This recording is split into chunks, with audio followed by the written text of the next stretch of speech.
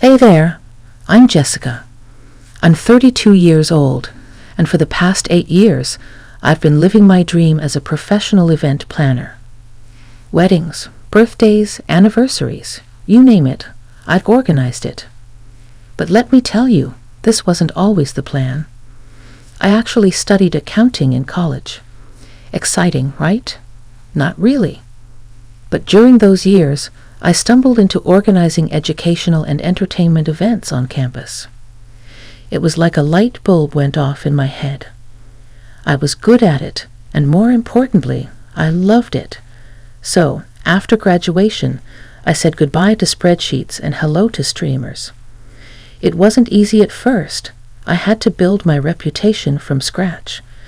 But over time, word spread and clients started flooding in. Now I'm booked solid most of the time. Let me tell you about the day everything changed.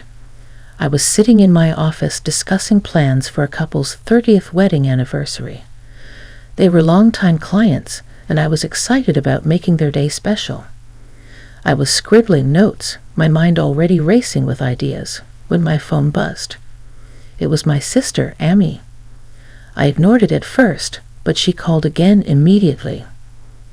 "I'm so sorry," I said to my clients. "Would you mind if I took this? It might be important." They nodded, and I stepped out of the room. "Amy, what's up?" I asked, trying to keep the irritation out of my voice. "Jess, you need to come to Mom and Dad's house, like now," she said, her voice bubbling with excitement. "Please," I sighed. "Fine. I'll be there as soon as I can." I ended the call and returned to my clients, apologizing profusely. "I'm so sorry, but I have a family emergency. Can we reschedule?" They were understanding, thankfully. As I watched them leave, I couldn't shake off a feeling of unease. What could be so important? Now, let me give you a bit of family background. I'm not exactly the golden child. That title belongs to Amy, my sister, who's 8 years younger than me. Don't get me wrong, my parents took care of me. I always had food on the table and clothes on my back, but there was always a difference in how they treated us. When I went to college, my parents couldn't, or wouldn't, find the money to help me. It was my grandmother who stepped in. Bless her soul. So imagine my surprise when years later, I found out my parents had no trouble paying for Amy's college and even renting her an apartment. I'd like to say I'm over it, but who am I kidding? There's always been this distance between me and my family. I try not to dwell on it, but it's there, lurking in the background of every interaction. As I drove to my parents' house that day, I couldn't help but wonder what was waiting for me.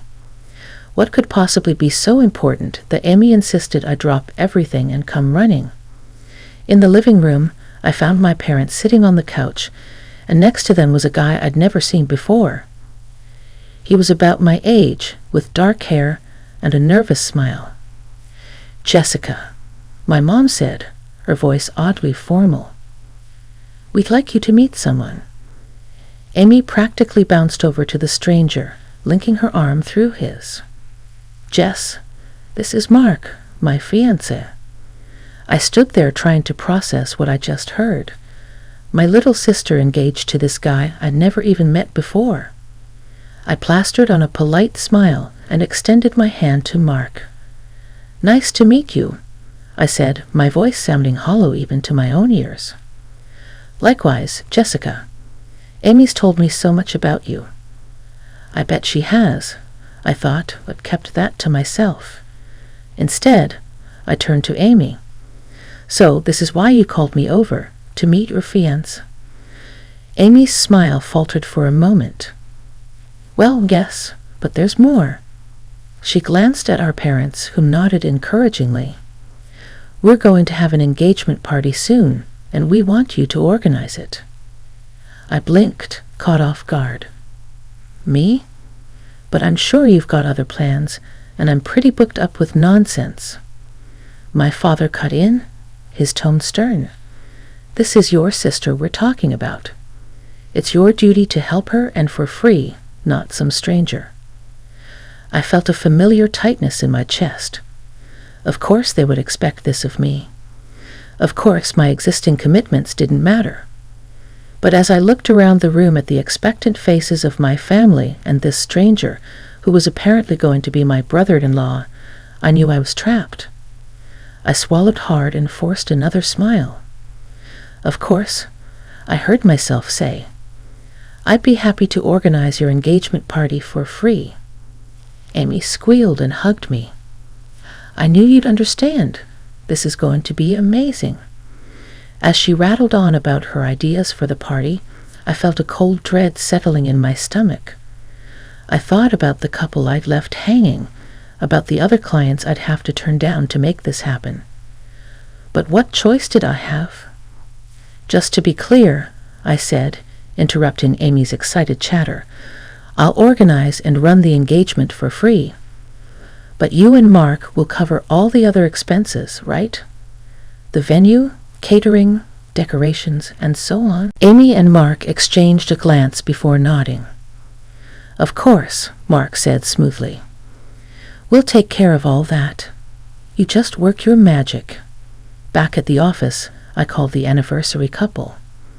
"I'm so sorry," I told them, my heart heavy. "Something's come up with my family, and I won't be able to plan your anniversary party after all." They were disappointed, of course, but understanding. I gave them the contact information for a friend in the business, hoping she could take care of them. After hanging up, I leaned back in my chair and closed my eyes. What had I gotten myself into, and why did I always let my family push me around like this? The next few weeks were a whirlwind of activity. I threw myself into planning Amy's engagement party, determined to make it perfect despite the circumstances. I booked a high-end restaurant, arranged for exquisite decorations, and even managed to snag my favorite DJ. It was going to be spectacular and expensive. Finally, with everything set, I drew up an invoice detailing all the expenses. The total came to just over $115,000. It was a lot, but for an engagement party of this caliber, it was actually quite reasonable.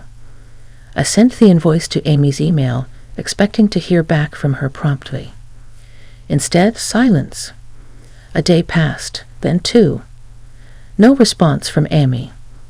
No confirmation that she'd even seen the invoice. I was starting to get nervous. The event was just days away, and I had contractors who needed to be paid. Finally, unable to wait any longer, I called Amy. She picked up on the fourth ring, her voice sickly sweet. "Hey Jess, what's up?" "Amy, did you get the invoice I sent for the engagement party?" There was a pause, then a laugh that sent chills down my spine. "Oh, that? Why would I need to pay for anything? You're organizing it, right?" I felt my blood run cold. "Amy, we agreed that I would organize it for free, but you and Mark would cover the actual expenses. Remember?" "No," Amy said, her tone dripping with false surprise. "I'm pretty sure you said you take care of everything. I mean, that's what sisters are for, right?" I gripped the phone tighter, my knuckles turning white.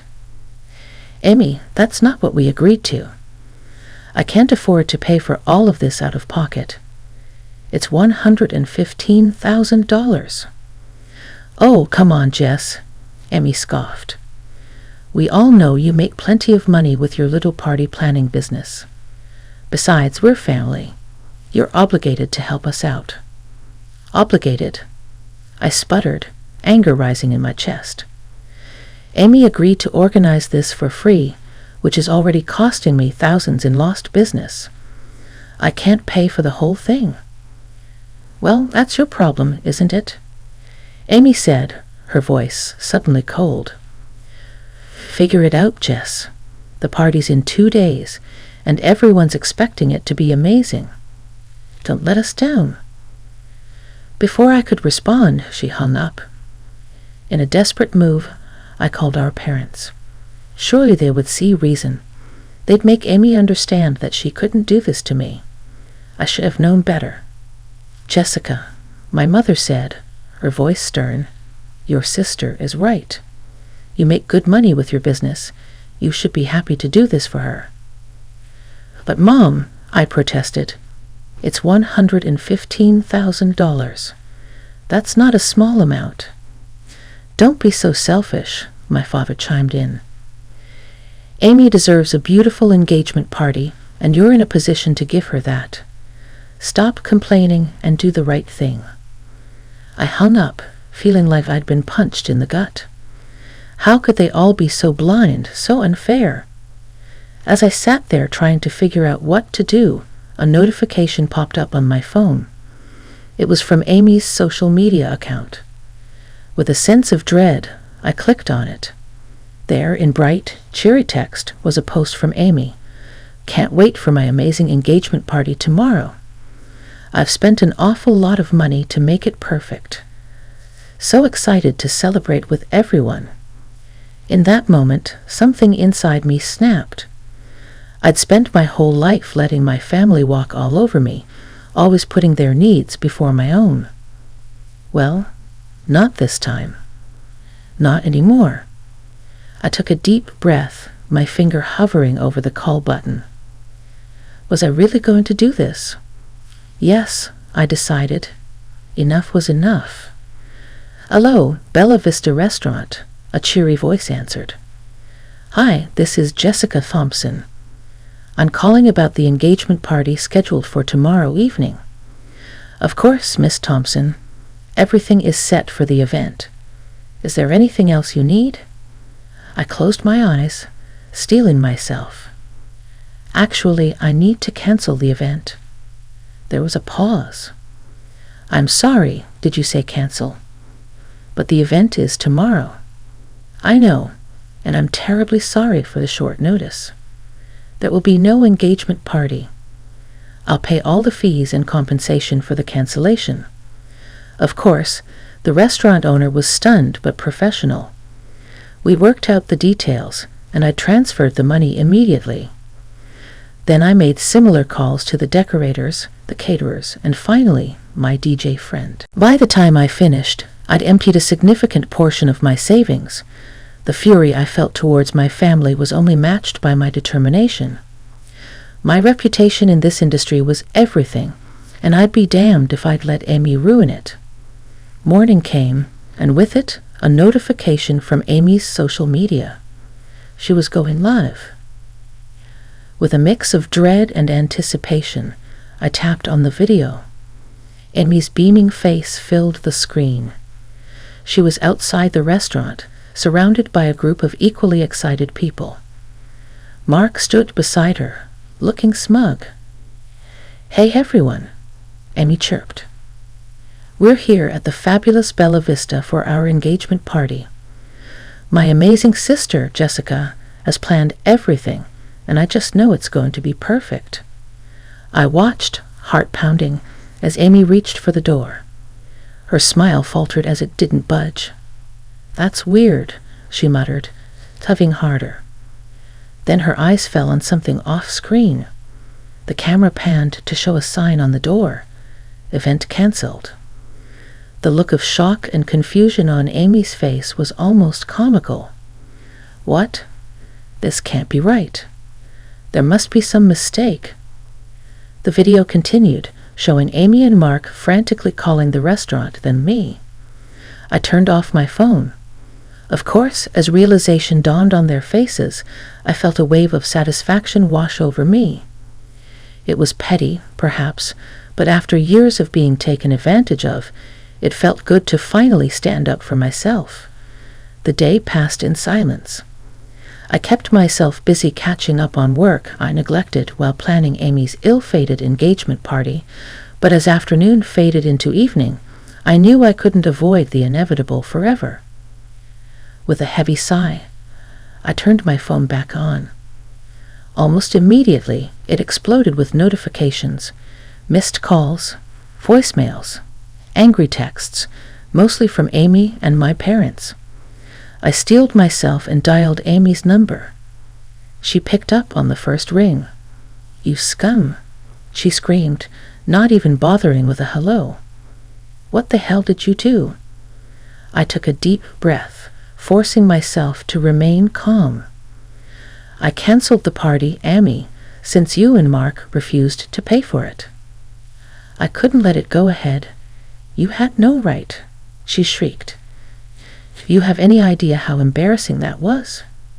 Everyone was there." "I had every right," I replied, my voice steady. "It was my money, my reputation on the line. You didn't respect my work. You tried to deceive me, so I made a decision." Amy let out an incoherent scream of rage, hurling insults at me. I waited for her to run out of steam before simply saying, "Goodbye, Amy," and hanging up. I had about 15 minutes of peace before my phone rang again. This time it was my parents. I answered, bracing myself for round 2. "Jessica Marie Thompson." My father's voice boomed through the speaker. "How could you do this to your sister, to us? Do you have any idea how this makes us look?" I tried to explain, to make them understand my side of things, but they weren't having it. They talked over me, their voices getting louder and angrier with each passing moment. "You're just being greedy." My father spat. "You make plenty of money with your business. You could have easily covered this for your sister." "That's not the point." I started, but my mother cut me off. "No, I know exactly what the point is," she said, her voice dripping with disdain. "You're jealous of Amy. You're lonely, Jessica. You don't have anyone in your life, and you couldn't stand to see your little sister happy and getting married, so you ruined her engagement out of spite." Her words hit me like a physical blow. I felt my chest tighten, tears pricking at the corners of my eyes. How could she think that of me? How could she be so cruel? I took a shaky breath, fighting to regain my composure. Without another word, I hung up the phone. After a restless night, I woke up with a new resolve. I'd been pushed around for far too long, and it was time to push back. With determination, I sat at my computer and drafted an email to Amy. "Dear Amy, I hope this email finds you well. After yesterday's unfortunate events, as you're aware, I incurred significant expenses in preparing for your engagement party, which you and Mark agreed to cover given the circumstances. I am formally requesting reimbursement for all costs related to the event, including but not limited to catering, venue rental, and decorations. The total amount due is $115,000. Please arrange for this to be paid within 14 days. If I do not receive payment or hear back from you regarding a payment plan, I will have no choice but to pursue legal action to recover these costs. I hope we can resolve this matter amicably. Sincerely, Jessica." I hit send before I could second-guess myself. It felt good to take action, to stand up for what was right. However, my moment of satisfaction was short-lived. Within an hour, my phone was buzzing with incoming messages. Amy and Mark had apparently tagged team to bombard me with a barrage of threats and insults. The language they used made me wince. It was vicious, personal, and downright cruel. "You'll regret this, you bitter old hag," one of Amy's messages read. "We'll ruin you if you try to take us to court," Mark threatened in another. I was considering whether to block their numbers when my phone rang again. This time it was my cousin Lisa. I hesitated for a moment before answering. "Jess, what the hell happened yesterday?" Lisa's voice was a mix of concern and curiosity. I sighed, then found myself spilling the whole story. The unfair expectations, the refusal to pay, the cancellation, everything. To my surprise, Lisa listened without interruption, and when I finished, she was firmly on my side. "Wow, Jess, I can't believe Amy would do that to you and aunt and uncle." "That's just not right," she said, her voice full of sympathy. "Thanks, Lisa. It means a lot to hear that," I replied, feeling a wave of relief. It was good to know at least one family member understood. "But wait," Lisa continued, her tone changing to one of confusion. "Why couldn't Mark pay for it?" "His family is loaded." I sat up straight. "What do you mean?" "Yeah, I know them." "The Andersons, right? They own like half the optical shops in the city, selling glasses and contact lenses. Plus, they've got a bunch of rental properties. They're definitely not hurting for cash." I felt my jaw drop. All this time, I'd assumed Mark and Amy couldn't afford the party, but if what Lisa was saying was true... "Lisa, I said slowly, "do you happen to have their address?" "The Andersons?" "Sure. Let me look it up." There was a pause, then Lisa rattled off an address in one of the city's more affluent neighborhoods. I scribbled it down, my mind racing. "Thanks, Lisa. You've been a huge help." After we hung up, I sat there staring at the address.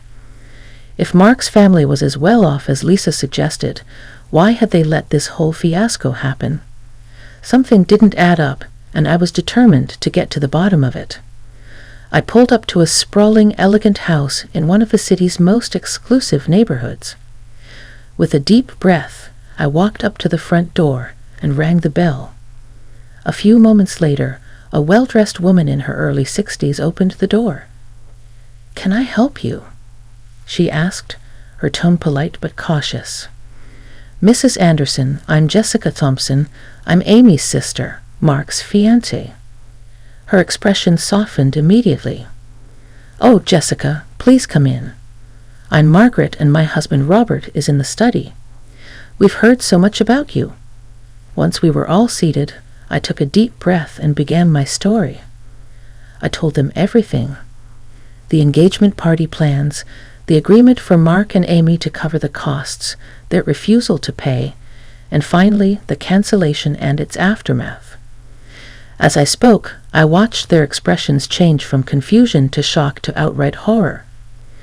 "I'm so sorry to come to you like this," I finished, but I didn't know what else to do. And then I found out that you had the means to cover the costs, and I just couldn't understand why this happened. There was a moment of stunned silence. Then Robert spoke, his voice tight with barely controlled anger. "Jessica, we had no idea. We gave Mark $30,000 to cover the engagement party expenses. He told us everything was taken care of." Margaret nodded, her face pale. "We would never have allowed this to happen if we'd known." "Oh, Jessica, you poor thing." I felt a wave of relief wash over me. They believed me. They understood. "There's more," I said quietly, pulling out my phone. I received these messages from Mark and Amy after I asked for reimbursement. I handed the phone to Robert, watching as he and Margaret read through the vicious threats and insults. Robert's face turned an alarming shade of red. "This is unacceptable. Absolutely unacceptable. I can't believe our son would behave this way." Margaret looked close to tears. "Jessica, we are so sorry. This is not how we raised our son to behave." Robert stood up abruptly. "This ends now." He strode over to a desk in the corner of the room, pulled out a checkbook, and began writing. A moment later, he returned and handed me a check. I looked down and gasped. The amount was for $20,000, the $155,000 I'd spent plus an extra $5,000. "Sir, this is too much," I protested weakly. Robert held up a hand.